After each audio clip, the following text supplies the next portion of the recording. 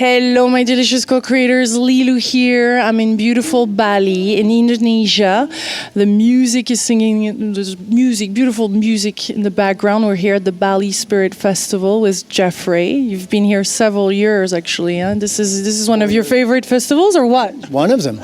We love coming to Bali. We usually come for about 3 weeks. Yeah. Vancouver to Bali to warm, sunny, beautiful, heartwarming Bali. I'm here today to have this conversation with Jeffrey about Avatar, because you wrote many books, but this is one of them, Spiritual Teachings of the Avatar. You're very much anchored into the Vedic astrology, so we'll speak a few words about that, because there's definitely a context, I guess not every culture sees Avatar in the same way, right? How do you define it? Avatar is a word that arose in India.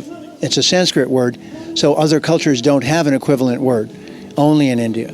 Because it actually means when the supreme being, the being everyone else says is the ultimate being, who's somewhere, but in India, Avatar means when that being comes to Earth and actually lands on the ground, lives a full 100-year life, and leaves a story behind, and is the supreme being, not a prophet, not a representative, not a guru, not a teacher, not a human, but the supreme being on Earth. That is called an avatar. It means. So has there ever been an avatar on Earth? Well, according to the accounts of India, twice. 1.2 million years ago, named Ram and Sita, and 5,235 years ago, Krishna and Radha. So how do you recognize it? Is there several distinctive things? Because a lot of people said that an avatar will come back, I heard, into the body of this kind of man, and he'll look slightly darkly skinned, and he'll be that age. I mean, there's all these things that we hear about it. So those are prophets. Those are not avatars. Okay. And this is where James Cameron in his film used the word differently. He used it in the main character to move from one body to another, but that's reincarnation. That's not avatar. Avatar means ava, to descend, and tara, to restore or heal. And it's specifically the descent of God, of the supreme ultimate being, and in a personal form to Earth to live a long life and leave teaching behind. It's not a prophet, not a guru, not a human. It's a different category of being. So how can we recognize even, like, what would be the signs? Well, the person would be so amazing that you would never have seen a person as amazing as that on record. In the historical record, there would be nobody that compares. There's no person that would have the qualities and abilities and leave behind a legacy of what they had done. No human being could have done what these avatars did, according to the record. Isn't it like putting another label or categorizing people depending on their awakening and all that? Because we've always been waiting kind of for the one, to save us and to help us in our personal life. And there's all those projections and the religion and this and that. Well, those ideas are mostly from the 3 religions that are called Abrahamic, from Judaism, Christianity, and Islam. And they're religions of a prophet. So in that case, it isn't an avatar that comes, it's a prophet that comes. Moses was a prophet, Muhammad was a prophet, Jesus was a prophet, made into the only Son of God later, but they were teachers. Avatars are not teachers per se. They're the supreme reality coming in a personal form, and then they teach also. But we can't become one. You can't have your next incarnation as an avatar. It's actually a descent of the being that everyone is talking to, praying to, calling the source of everything. So if the source of everything made a personal appearance, that's Avatar. Is there some kind of predictions in the text that speak about that being and when that thing is going to come, this Avatar is going to come? Well, it's already happened. Okay. So what's left behind is the teaching of the Avatar, which is why the book is called The Spiritual Teachings of the Avatar. But it's not planned like to come back again. It's not necessary because the teachings are the Avatar. Okay, got it. That's what's left behind. So in the case of Krishna, the teaching of the Avatar is the Bhagavad Gita. And in the Vedic text, there's many different times that great teachers have come. But when the Avatar finally comes, then they leave behind a story. So there are 2 great poems in India that are the largest poems in the world. The Ramayana, which is the story of Ram coming as an avatar, and then the Mahabharata, and the Mahabharata is 100,000 verses of poetry explaining what happened when the avatar came. And the Ramayana is 24,000 verses of poetry explaining when the other avatar came. So this is what makes India unique. It doesn't have a profit-based religion. It has experience of avatars coming to Earth over long periods of time. What are some of the teachings, or what does can we apply that actually in our daily life? Yeah, we're supposed to. One of the teachings is that we're immortal beings and that we're visiting this world and that the universe is a university, and from life to life we're here taking courses, which is taking a female body or taking a male body or learning to be a president or being in charge of a planet or doing whatever we do, and all of that is a learning we're here having. And after many, many, many, many lifetimes, we go back to the transcendental realm, and now we're, so to speak, an educated divine being. Yes. And when we came in, we were raw and ready for experience with the material world. Earth school. Earth school is exactly what it is. It's alma mater, or alma mater, here in the material world. And why does it say why we incarnate actually? And are we carrying some lessons? I mean, are we here to learn? Well, we're immortal beings. So the truth is we can't die. It's not possible. Yes. We can't even make ourselves die. And therefore, we simply go from body to body, and the body is a vehicle, and we're the consciousness or the driver of the vehicle. So one of the teachings of the Avatar is for us to know that we're here on a long learning journey, and that it's not bad, and that we won't go to hell in one lifetime or go to some permanent place of suffering here, but we'll get it right, we'll get it wrong, we'll learn by the school of hard knocks, then we'll come back and try it again, then we'll perfect it and get it really good. And so this is what yoga is based on, this journey of us learning the teachings of the Avatar and getting better at it and better at it and better at it. Is there a way to remember why we came here specifically? There is, and the various kinds of yoga teach a process. Imagine that a religion is interested in having you join a congregation and go to some final destination, and you have one life. But the teachings of the Avatar say you're an immortal being, you're on your own, no congregation is going to go with you. When you leave your body, there's no congregation that accompanies you. Mm-hmm. Your family doesn't go, your friends doesn't go, your boyfriend doesn't go, only you go. Mm-hmm. So yoga is getting you ready for the next flight where you leave this body, come back and get another one, and then come back again and keep learning. So it's like going first grade, second grade, third grade, 10th grade, high school, college, MA, PhD. And when you graduate, then you can fly back where you came from. There's no reason to come back. Here, there's no reason because you've learned all the lessons that you could learn here. So you kind of, like here, when we're done with something, we're done with it. Yeah. I used to drink, but I haven't had a drink in 50 years. Why? I'm done with it. It doesn't make me excited. Yeah. I remember when I used to drink, and for a while, alcohol made me excited. It was fun. Now, not interesting. So after a while, anything we do as a human, we do it, we say, oh, been there, done that, got it, got the essence, looking for a higher pleasure. So it's a migration of our desire for pleasure to something higher, more interesting, better, more permanent, more divine, more good for everyone, less, no downside for us, no addiction. Could we say unconditional? I mean, is it part of the teachings of the Avatar, or is this something that we can't achieve? Well, it turns out that love is part of the teachings of the Avatar, because here we experience love, but then we also experience losing love. Yeah. So it asks the question, is love real, or is it an illusion? Mm-hmm.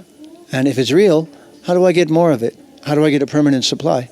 Mm-hmm. So the Avatar comes saying, yeah, well, love is to learn what you really want is to be a divine being, but you don't want an interruption. You don't want it interrupted. You don't want your baby to die. You don't want your husband to go away. You don't want to lose your body. So we are permanent, immortal beings, and we're bothered by the fact that everything is temporary here. It really bothers us. We get it just right, and then we have to move. We get it just figured out all right, and then somebody dies. So here you get to taste it, and it's a torture because I don't get to keep it, or it's inviting me to go forward to a place where I get more and more and more. And that's what the Avatar teaches, that there's a destination we're moving toward where we get to be the most interesting being we could be, and we're surrounded by other beings like ourselves and the Supreme Being. And so sometimes that Supreme Being brings his friends and comes to Earth as an avatar. But they put on a play. It's called a Lila. They put on a big story. And that big story is then recorded as a poem and as teachings, and that moves forward in history. So I'm a teacher of those teachings. Yeah. That's what I've chosen to be. So you go in the Akashic records? You go into the Vedic records. The Vedic records are books that actually wrote all this down, and that's what makes India unique. It has a whole library of what's been happening for the last 10,000 years, a million years, a billion years. In India, they calculate time in trillions of years. Why? What other culture calculated time as trillions of years? You see? Yeah. But they had a vision that was that big. Yeah. Where are we at in the evolution of human beings, do you think? I'd give it about a 6. On the rate of... Good beat, can't dance to it. Well, you think of it this way. Yeah. When there's a crisis, some of us become enlightened and some of us go downhill. So being on an Earth planet is interesting. Sometimes when things go bad, it wakes you up and makes you really become thoughtful, and then you really try to become good. Mm-hmm. You try to become enlightened rather than endarkened. Mm-hmm. So sometimes when the darkness gets strong, the pressure to become enlightened is greater, and it helps you become awake. Mm-hmm. But we're in one of those times, I would say. We're changing so much on the planet right now, we've destabilized it. Yeah. So it asks the question, what would stabilize our life on this planet, and how can we protect that life for the future? And it turns out that those ideas are the basis of the teachings of the Avatar also, that we should not destroy the campus while we're here. We should leave it for future generations. Is there an alignment, because you look at astrology, Vedic astrologies, and it's not quite the same calendar, it doesn't work the same way than traditional astrology or the one we regularly Westerner. So is there some specific dates here that we're coming towards, or is there some kind of alignment here, or are we again going through some darker times before it opens up? What is your spin on it? Mm-hmm. The next time there'll be a major change. They already wrote this song, but they had the timing off a little bit. We're not quite at the dawning of the age of Aquarius. It's about 375 years away. So one thing that bothers a lot of people in the world is that they're used to thinking there's only one lifetime. And so they're expecting something to happen right away. They need a sign. But in the yogic way of thinking, there's many, many, many, many, many, many lifetimes. And there's happening simultaneously? Or? Well, of course, but also all the living entities that are less than us right now, the bugs and the trees and the creatures, they're all going to become human someday. So we need to leave the school behind so that they can do that. We're not the only group of humans. We're just the group of humans right now. And eventually all the monkeys and all the animals and all the dogs and cats and cows, they'll also become humans. And in this way, everyone goes to the classroom, which is the classroom is the bodies that they take birth in. Okay, so you just don't incarnate as a human being, reincarnate. You could have been a frog before. Well, you were a frog before you. I'm Frenchy, you know. Yeah, well then you're both. You get to be a frog again and again. But the truth is that we go from those lesser births, and we're studying the design of the body. It's an amazing device. Think of a frog body as an amazing invention, and think of a dog body as an amazing invention. And the Atma, the soul that's inside there, is studying that. And then when they've done with it, they go to the next level. Then they become a monkey. Then they become an elephant. Then they become a tiger. And finally, they become a human. What a privilege. And what a privilege indeed. Because here they can ask the question, why am I doing this? So the teaching of the Avatar says, the human question is, why am I here? Not just, can I eat, can I sleep, can I mate, can I be like the animals? We've done the animal class. So we have some animal in us, but when we do animal, we still have a lot of intelligence left over. Mm-hmm. So we have sex, like animals have sex, but we still have time to think. Mm-hmm. So then we think about the sex. Animals don't think about the sex. They have it when they want it, then they go do something else. Mm-hmm. So we're human. We're called Manusya. Mankind is not male, it's mind-kind. We're the creatures who have a mind of their own, and we actually get to ask, why are we here? Mm-hmm. That's the human question. Who are we really? Yeah. Why are we here? What is this all about? Yeah. So there's not so much a time when it's over. Mm-hmm. We're not near that. But if the humans don't behave well, then the earth gets rid of them for a while and then brings them back. So the earth will still be there, but some of us might not if we don't behave better. So we're at a testing time right now. Can we use our new powers and move to another level? And that's what the ancient knowledge is about. That's what the Avatar teachings were about, that this moment was coming. But you're right about one thing. 5,000 years ago in India, they said there's a difficult time coming where they'll be very dangerous and all our ancient knowledge will be threatened. And for all the other indigenous cultures, most of them didn't write it down and they lost it. In India, it was written down 5,000 years ago. That's when the Avatar came last. And all the knowledge was written down, and that's why there's a library.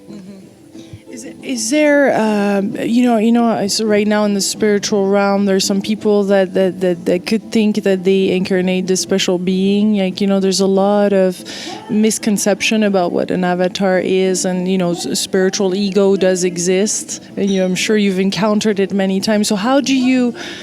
how actually is on these times to just be human beings, like, at the same time then learning this and understanding that we're this divine being, but we're just human beings having extraordinary lives, magical lives, possibly greater. But think of it this way. If somebody tells you that they're the supreme being and you should bow down, you probably should just find someone else to learn from. If somebody says they're a messenger of a great body of knowledge, then you could say, is that in a book somewhere? Is that in a library somewhere so I can check it up and see? And has anyone done this before me and you? So the best teachers say they're messengers. They don't say, I'm the supreme. That's not very humble. They say, I'm a messenger of the supreme. They try to become servants rather than masters. Servant is master and master is servant. That's the old saying. There's this, it's kind of like there's this fine line between, like it seems like sometimes we're walking and we can go one way or the other. We can lose balance. We can, the ego can kink in, or we put ourselves down. I mean, how do you find, are there some teachings of the Avatar to stay in this alignment and to stay in the flow and to live this kind of divine push, when we're all like lifted up and we are receiving information and it's all good and juicy? This is similar to the question of what about Ayurvedic medicine and what about modern medicine? In Ayurvedic medicine, they say that everyone has a body, and that body is a vehicle. Now, if your body was a car, it could be a particular model and make of car. That's called your body type. In modern medicine, they don't ask the question about what kind of car are you driving. They say, what kind of disease do you have?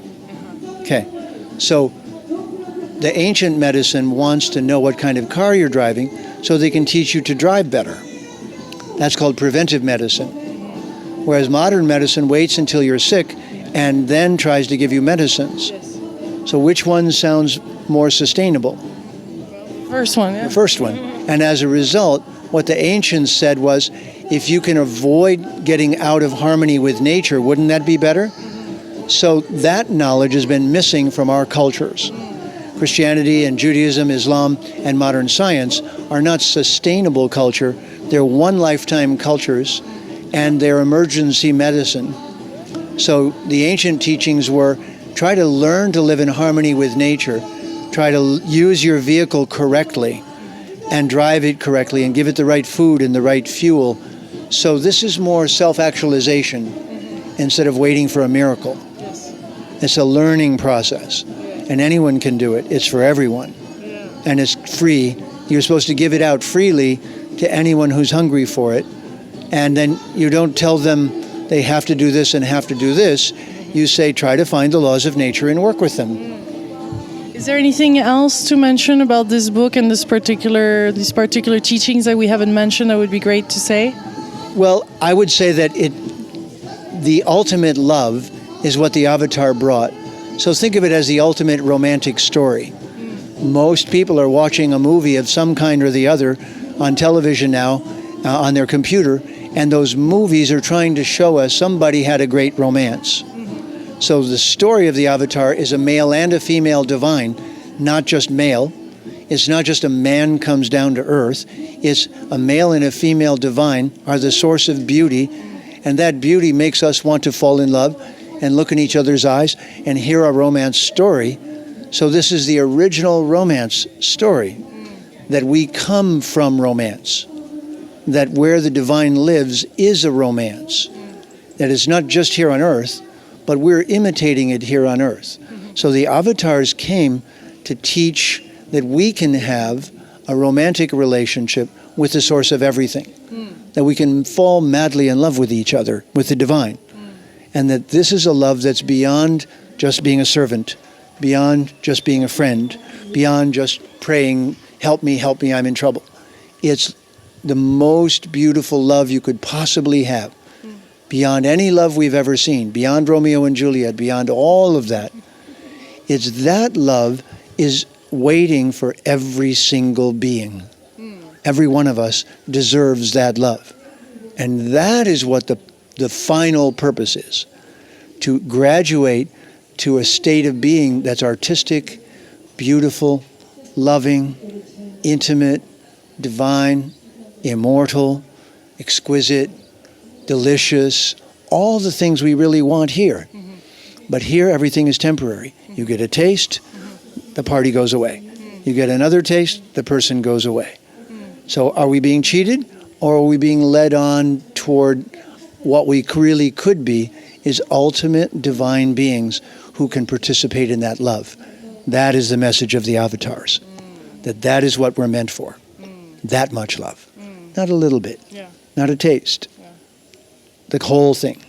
And live that every day within ourselves. And believe in that and have that experience every day, and eventually, instead of reincarnating, go to that love and live there.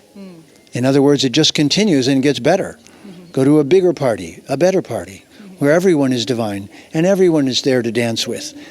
Imagine if we had a party here like we're having the Bali Fest. We have maybe a few thousand people here, and they're all friendly, and they're all smiling, and they all go dancing at night, and they don't hurt each other, and they're not taking drugs, and they're not doing things that hurt themselves, and they're all smiling and happy and joyful. Sounds pretty good. So what if the whole planet did that? What if instead of fighting we had parties? What if the whole planet decided to just be happy? And what if then we decided that that's where we're from? We're from a place that's like that. That's the teaching of the avatar. The avatar comes, Ava, descends, and Tara gives us the healing wisdom that we're meant for joy, beauty, love, truth, and to maintain that and to take care of each other and everyone. Awesome. Thank you for this delicious interview. Thanks for doing what you're doing. You are so welcome. And to all of you juicy co-creators out there, sending you so much love from beautiful Bali. I hope you have enjoyed this beautiful interview. If you want to read more, of course, read this book, Spiritual Teachings of the Avatar. There's also a lot of seminars and teaching online that you organize. So check out his website. And we send you so much love. And see you soon. Please share this video. Much love. Bye-bye. Namaste. Namaste.